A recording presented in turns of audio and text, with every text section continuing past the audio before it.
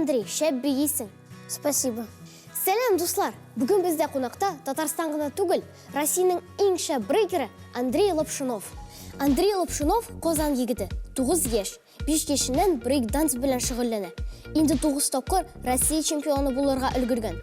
Спортта екінші үлкен разрядқа ие. Тренері дүния чемпионы Александр Шаталов.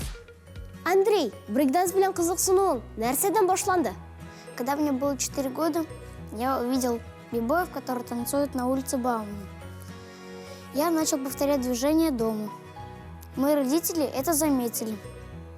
Мой папа отвел в школу по брейк-дансу Original People под руководством Александра Шаталова.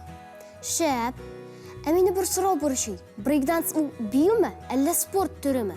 Брейк-данс это танец, но сейчас это олимпийский вид спорта, по которому проводятся всероссийские соревнования по брейкингу, присуждаются спортивные разряды. Қазір енді аңладым. Сіздің тренировкаларыңыз нешік өте? Мои тренировки проходят так, 6 раз в неделю по 3 часа. Сначала мы разминаемся. После разминки мы тренируем новые элементы, повторяем старые элементы, придумываем для себя свои движения. После этого у нас проходят батлы. После батлов у нас подкачка. Сенің 9 топқыр Россия чемпионы болуыңны білем. Әміні брейк-данс бойынша чемпионатлар нешік ұза? Жеңер үшін нешлерге керек? Почти каждый месяц проходят всероссийские соревнования по брейкингу в разных городах России. Мы делимся так, по возрастам. Например, я участвую в номинации 7-9 лет.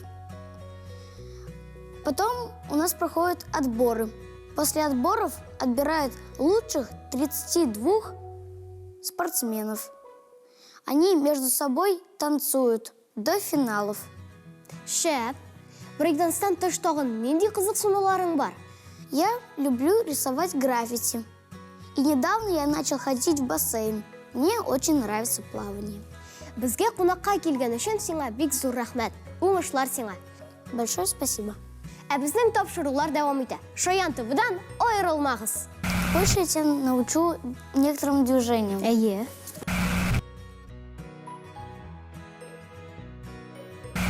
Еще можно сделать кросс-степ.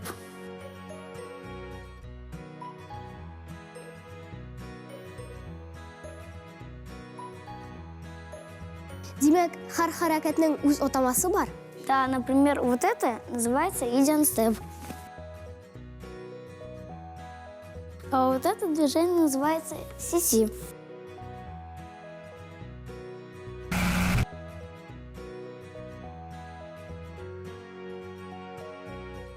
Дуслар, әмінісі меңа әлі ауыррақ.